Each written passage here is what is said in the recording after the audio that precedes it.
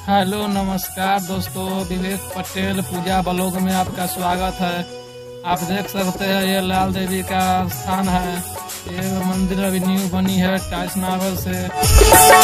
यहाँ पर जो आप सच्चे दिल से मांगते हैं वो सब पूरा हो जाता है। यहाँ पे हर साल सप्तमी का दिन मेला लगता है और बहुत सारा प्रोग्राम रहता है, नाच रहता है, बहुत सारा खिलौना रहता है। मेला में बहुत रंग बिरंगी सामान बिकता है।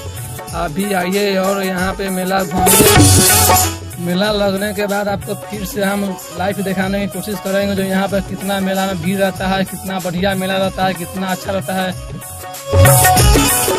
हरैया छपरा बेलाही लक्ष्मी पंचायत सिवाई